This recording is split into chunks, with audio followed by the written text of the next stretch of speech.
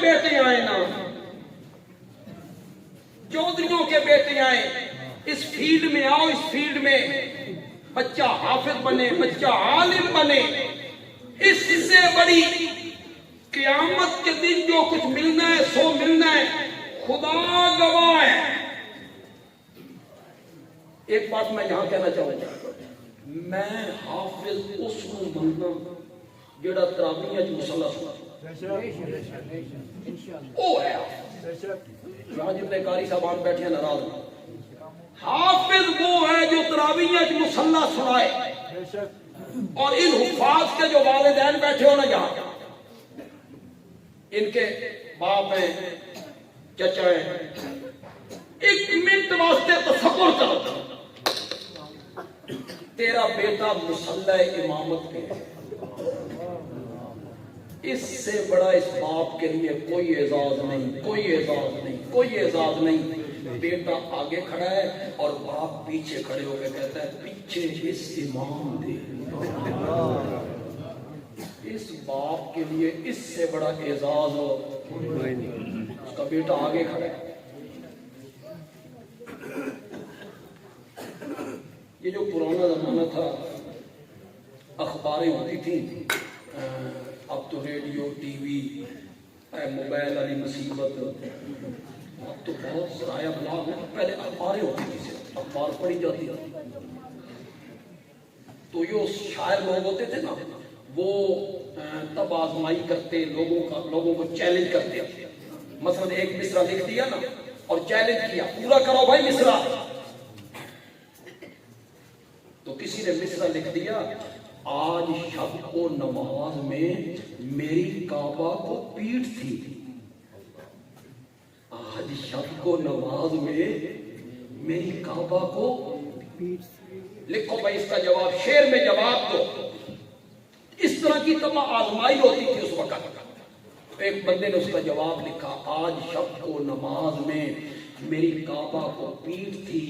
میں تھا امام اور میرا باپ تھا مقتدی۔ آپ بھی تو قبلے کی طرح ہوتے، میں تھا امام اور میرا باپ تھا۔ کتنی عزت ہے اس باپ کے لیے جس کا بیٹا قرآن کا، چھوڑو یار اسے، چھوڑو اس چکر سے باہر نکلو۔ مولوی بنے گا تو کھائے گا کتنے، یہ تمہاری مصیبت پڑی ہے تمہیں، مولوی بنے گا تو کھائے گا کتنے، جتنے جھوٹ رنگ تسا لیندے ہو اسی بات پہ فوراً مڑ جاتے ہو۔ مولوی بنے گا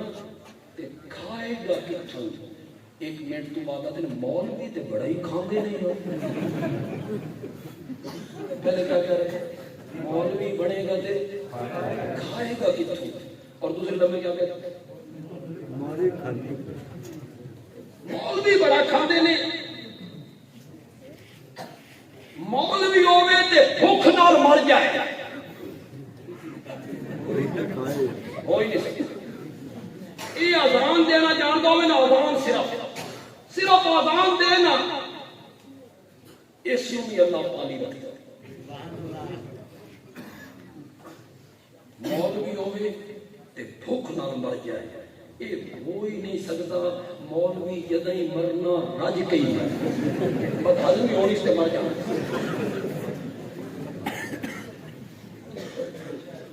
اب بولو، جتنے لوگ بیٹھے ہو، میں بالکل ہاتھ کھڑے نہیں کروں گا، مجھے پتہ ہے خطیب حضرات لوگوں سے ہاتھ کھڑے کرواتے ہیں، لوگ ہاتھ کھڑے کر دیتے ہیں، اس میں خطیب بھی گناہ گار، آپ بھی، میں آپ کو گناہ گار نہیں کروں گا۔ اس دل میں نیت کرو اس رب سے جو دلوں کے راز بہتر جانتا، اس رب سے نیت کرو، دلوں میں کرو کہ اگر اتنے فضائل ہیں حافظ قرآن کے، اتنی عظمت ہے حافظ قرآن کی کہ 10 رشتہ داروں کے حق میں اللہ اکبر، یہ تو والدین ہو گئے نا، حافظ قرآن کے قریبی 10 رشتہ دار، بھائی بہن چچا ماموں پھوپھی خالہ، 10 قریبی رشتہ دار ہیں وہ مومن، لیکن کچھ گناہ ایسے کیے جس کی سزا انہوں نے بھگتنی تھی، ان کے لیے جہنم کا فیصلہ ہو گیا، کچھ مدت کے لیے ان کو جہنم میں لے جاؤ، یہ سزا بھگت کے آئے پھر جنت میں جائیں گے۔ حافظ قرآن کو پتہ چلے گا میرا بھائی، میری بہن، میرا چچا، میرا ماموں حافظ قرآن رب سے شفاعت کی اجازت طلب کرے گا، اللہ اسے اجازت دیں گے، حافظ قرآن شفاعت کرے گا اور اللہ اس کی شفاعت کو قبول کر کے اس کے 10 رشتہ داروں کو جہنم سے نکال کے جنت میں پہنچا دے گا۔ ایک بچہ حافظ بنا، میں خدا کی قسم ان علماء کا مجھے پتہ نہیں، جتنے علماء میرے ارد گرد بیٹھے ہیں ان کا مجھے پتہ نہیں، میں خود دنیاوی تعلیم کا مخالف ہوں، میں قطعاً آپ سے نہیں کہتا کہ آپ اپنے بچوں کو دنیاوی تعلیم نہ دیں دنیاوی تعلیم آپ، اور یہاں نوجوان جتنے بیٹھے ہو، میٹرک میں پڑھنے والے، مڈل میں، ایف اے میں، بی اے میں، یونیورسٹیوں میں، کالجوں میں، سکولوں میں، بندیال بھی تمہیں نیت بتانے لگا ہے، نیت کرو جو میں بتا رہا ہوں،